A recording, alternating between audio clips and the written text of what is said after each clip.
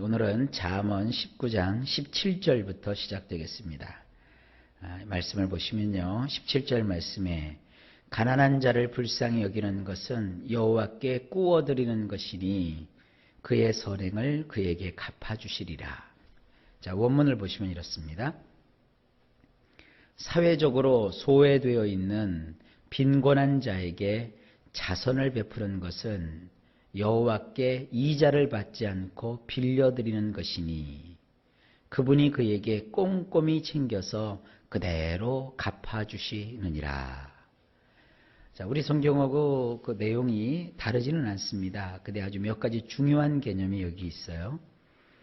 우리 성경에는 가난한 자라고 되어 있는데, 그래서 이 가난한 자라는 것을 원문으로 보면요, 사회적으로 소외되어 있는 사람, 사회적으로 소외가 되어 있으니까 아무도 그를 돌아보지 않지 않습니까?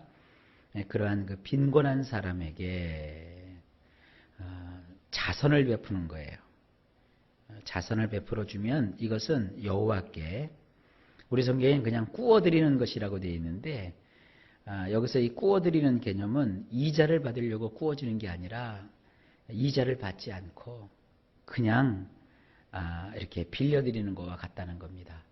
우리가 돈이 급할 때 누가 우리에게 돈을 빌려줬어요? 그 이자를 아주 저렴하게 받으면서도 빌려줘도 그것도 고맙죠. 누가 나와 같은 자에게 돈을 빌려주겠어요? 근데 그것도 원금만 그냥 형편껏 갚으세요. 그러면서 이자도 받지 않고 그냥 돈을 빌려줬다고 해봅시다. 이거 얼마나 감사한 일입니까? 그러니까 이것은 그냥 주는 돈이 아닙니다. 가난한 사람에게 그냥 주는 것은 그냥 적선이죠. 한 끼 식사하세요. 가족들과 함께 좀 지내세요. 그거 얼마 안 돼요. 그러나 꾸어주는 것은요, 이건 굉장히 큰 돈이잖아요. 무슨 이거 갖고 장사를 하라든지, 이거 갖고 살 집을 마련하라든지, 이 정도 돼야 이게 빌리는 거 아니겠습니까? 그 큰 목돈을 그에게 빌려주면서도 이자를 받지 않고 빌려주면 그건 너무 고마운 것이죠. 그런데 빈곤한 사람에게 찾아가서 자선을 베푸는 것은 마치 하나님께 이자도 받지 않고 큰 돈을 빌려드리는 것과 똑같다는 거예요. 그러니까 여러분, 인간도 누가 자기에게 그렇게 이자도 받지 않고 그 돈을 빌려주면 그거 떼먹고 못 도망가죠. 떼먹고 도망가면 그건 사람이 아니죠. 어떻게 해서든지 다른 돈은 못 갚아도 그 돈은 갚으려고 하지 않겠어요? 하나님이 그런 부담감을 가지신다는 거예요. 그러니까 여기 성경에서 강조하는 게 뭡니까? 남들이 알아주지 않는 그 소외된 사람, 아무도 돌아보주지 않는 그런 사람들에게 너희가 가서 자선을 베풀어 주어라. 그럼 하나님께서는 그것을 자신이 마치 돈을 빌린 것처럼, 그것도 이자도 받지 않고 아주 마음 좋은 사람이 돈을 빌려줬을 때 느끼는 그런 기분처럼 하나님께서 그런 감정으로 부담을 가지셔서, 하나님 능력 없는 분 아니시잖아요. 그분이 어떻게 하시느냐, 그 사람에게 꼼꼼하게 챙겨서, 그러니까 하나도 빠짐없이 하나님이시니까 이자에 이자를 덧붙여서 그대로 어떻게 하신다? 갚아주신다는 거예요. 그러니까 오늘 이 성경은 뭘 얘기하고 있는 겁니까? 자선을 베풀어라. 빈곤하고 사회적으로 소외되어 있는 그러한 사람들에게 너희가 자선을 베풀어라. 그럼 하나님께서 그대로 갚아주신다. 우리도 이렇게 꼭 삶을 사실 수 있기를 바랍니다. 그 다음에 18절을 보면 네가 내 아들에게 희망이 있은즉 그를 징계하되 죽일 마음은 두지 말지니라. 자, 이 구절은요, 그냥 우리 성경으로 보면 어떤 식으로 자꾸 해석을 하게 되냐면, 내가 내 아들에게 희망이 있은즉, 만약에 네 아들에게 희망이 있으면 그를 징계해라. 징계하지만 죽일 마음은 두지 말지니라. 이게 이해가 돼요?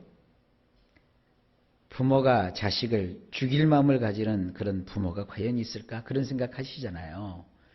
성경을 이렇게 보게 되니까 이 말씀의 뜻이 온전하게 와닿질 않습니다. 원래 이 원문은 이렇게 돼 있어요. 내 아들을 야단칠 때에는 카바를 가지고 해야 하나니 내 네페시에 그를 죽이려 들어서는 안 되느니라. 자, 여기도 쉽지 않죠. 뭐 카바라는 말 나오고 네페시라는 말은 하도 들어서 이제 알겠죠. 좀 설명을 드려볼게요. 이 카바라는 말은 뭐냐면 간절한 기대를 가지고 기다려주는 것을 말해요. 그러니까 아이를 야단칠 때는 그냥 야단치면 안 돼요. 간절히 뭔가를 기대하는 그런 마음을 가지고 그리고 기다려주는 마음을 가지고 그렇게 야단을 치라는 거예요. 부모가 자기 감정으로 막 못 이겨서 너 왜 내 말 안 들어? 왜 아빠 말대로 안 해? 왜 엄마 뜻대로 하지 않는 거야? 그러면서 네가 내 자식이야? 막 이러면서 이렇게 나가면 그 자식이 삐뚤어져요. 반감을 사게 돼요. 그러나 그 자식을 야단칠 때는 간절한 기대를 가지고 기다려주는 마음을 가지고 이걸 카바라고 해요. 카바. 이 카바를 가지고 해야 된다. 그리고 내 네페시에 그를 죽이려 들어서는 안 된다. 이게 무슨 말이냐 하면 나의 그 야단치는 말을 통해서 내 자녀가 좌절을 하거나 또 열등감을 느껴서 이를 포기하게 해서는 안 된다는 거예요. 그러니까 야단 한 번 잘못 치면 아이가 죽는 거예요. 우리 식으로 얘기하면 뭐예요? 주눅이 드는 거예요. 애들을 야단치고 혼내켜도 우리가 주눅 들게 하면서 아이들을 혼내킬 이유가 없다는 것입니다. 성경은 이 아이들을 어떻게 잘 가르치고 이끌어야 되는지를 말씀하고 계시는 겁니다. 자, 그 다음에 19절입니다. 노하기를 맹렬히 하는 자는 벌을 받을 것이라. 내가 그를 건져주면 다시 그런 일이 생기리라. 자, 이것도 우리 성경으로 보면 이해가 갈 듯한데 뒷부분이 이해가 안 가죠? 보세요. 노하기를 맹렬히 하는 자는 벌을 받을 것이라. 노하면 벌 받나? 내가 그를 건져주면 다시 그런 일이 생기리라. 건져준다는 건 또 뭔가? 다시 그런 일이 생긴다니? 이해가 안 간다고요. 그러니까 성경이 어렵다고 하는데 절대 어렵지 않습니다. 원문은 이런 뜻이에요. 그래서 노한다는 말은 뭐냐? 불같이 성을 내는 걸 뜻해요. 노하기를 맹렬히 하는 자는 이거 무슨 뜻이냐면 불같이 성을 내며 일을 크게 만드는 자. 별것도 아닌데 막 화를 내고 막 성질을 부리고 괜히 일을 크게 만드는 사람들이 있잖아요. 이런 사람들 있죠. 화를 내다가 자기 성에 못 이겨서 화를 더 내요. 막 분이 나서 그 일 하나만 가지고 끝나야 되는데 그걸로 인해서 막 이것도 화내고 저것도 화내고 막 다 세상 뒤엎을 것처럼 일을 크게 이렇게 벌리는 사람이 있어요. 이러한 사람은 어떻게 해야 되느냐? 마땅히 벌을 주어야 한다. 지금 왕인 아버지가 왕이 될 자기 세자에게 교훈하고 있다고 생각을 해보세요. 세자야, 네가 나라를 다스릴 때 네 주변의 신하 가운데 불같이 성을 내며 일을 크게 만드는 자가 있느냐? 그러면 마땅히 그에게 벌을 주어라. 이런 뜻이에요. 이 벌이라는 말은 뭐냐면 벌금을 먹여라. 책임을 지어라. 화를 내면은 안 되지만 만약에 그 화를 내는 사람이 있다면 그 사람에게 벌금을 먹여라. 이런 뜻이에요. 그 다음 구절을 보면 그런 자를 봐주면 그러니까 뭐 저 사람 성격이 저러니까 뭐 원래 저러니까 이렇게 봐주면 너는 반복해서 그렇게 해야 하느니라. 그러니까 그 사람이 막 불같이 성을 내서 일을 크게 만드는 걸 그냥 내버려 두면 그걸 응징하지 않으면 결국 그것을 그냥 내가 마음이 좋아서 그냥 괜찮아 이거 넘어가면 반복해서 그렇게 해야 된다는 거예요. 매사에 그렇게 된다는 거예요.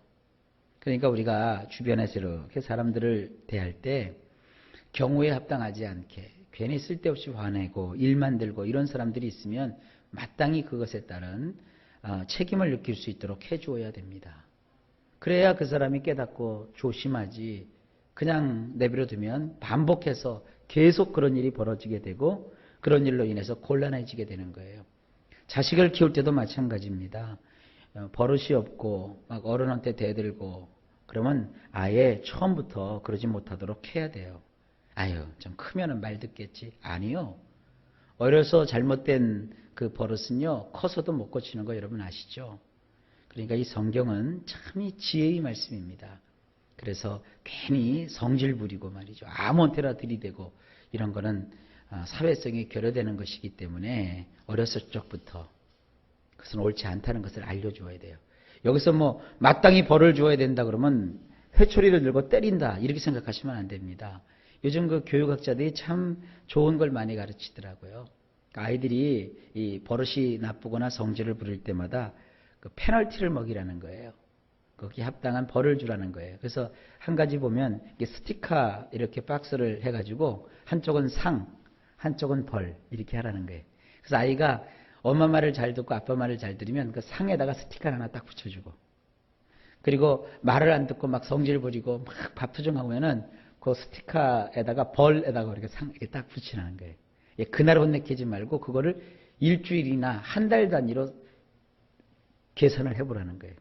그러면 한 번 겪을 때는 모르는데 그것이 쌓이면 누적되잖아요. 그러니까 한 달에 스티커가 한 30장이 붙어 있으면 애가 내가 착한 일을 잘했구나. 나는 좋은 자식이구나. 이렇게 느끼는데 이 벌 그쪽에 막 잔뜩 한 60개가 붙어 있다고요. 그러면 애가 내가 참 잘못하는구나. 이걸 느낀다는 거죠. 그래서 잘했을 때는 푸짐하게 상을 주고 못했을 때는 거기에 맞는 벌을 줘요. 그렇게 교육학자들이 가르치더라고요. 이 상벌의 원칙, 상벌의 원리, 이건 참 중요한 것입니다. 영적인 것도 마찬가지죠. 아마 우리 교회에서 각 개인의 어떤 그 스티커를 발부시키면 참 재밌는 일이 벌어질 거예요. 어른들은 그렇게 할 수 없지만 좌우지간 뭐든지 버릇은 초반에 잡아야 됩니다. 이런 그 말씀에서 교훈을 얻을 수 있죠. 자, 그 다음 구절 볼까요? 너는 권고를 들으며 훈계를 받으라. 그리하면 내가 필경은 지혜롭게 되리라. 원문이 이렇습니다. 조언을 귀 기울여 들으며 징계를 받아들여라. 그렇게 하면 내 나머지 부분에서 너는 지혜롭게 행동하게 될 것이니라. 자, 오늘은 말씀이 계속 이렇게 훈계하고 사람을 교정해주는 방법을 말씀해주고 계시죠. 여기서 우리 성경엔 권고라고 되어 있는데 이것이 조언입니다. 조언. 조언은 무슨 얘기냐면 충고. 누군가 너에게 충고를 하면 그 충고를 싫어하지 말고 그 충고를 귀 기울여 들어라. 충고를 들을 때 참 그 마음이 안 좋죠. 그러나 그 충고를 귀 기울여 들어라. 그리고 징계를 받아들여라. 그래서 징계라고 하는 것은 막 야단치고 그러는 게 아니라 교정해 주는 거, 훈육하는 겁니다. 이렇게 누군가 교정해주고 훈육해주면 그걸 받아들여라. 그렇게 되면 우리 성경에 그냥 필경은 이렇게 되어 있는데 이게 뭐냐면 내 나머지 부분, 지금껏 살아온 것은 어쩔 수 없어요. 그러나 앞으로 내가 살아가야 될 나머지 부분에서 너는 지혜롭게 행동하게 될 것이다. 그러니까 지금까지는 내가 지혜롭지 못했지만 충고와 또 훈육을 통해서 사람이 지혜로워져야 된다는 것이죠. 자, 이것이 하나님이 우리에게 알려주시는 일상생활의 지혜입니다.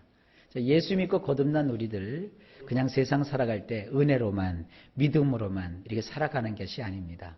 은혜로 살고 믿음으로 사는 것은 바로 이렇게 하나님 말씀을 우리가 듣고 깨닫고 이 말씀을 하나씩 하나씩 지켜가면서 살아가는 삶을 의미합니다. 자, 오늘도 이렇게 귀한 말씀을 주신 하나님께 감사를 드립니다. 일마다 때마다 하나님이 여러분에게 평강을 주셔서 형통한 삶이 되시기를 예수님의 이름으로 간절히 축복합니다.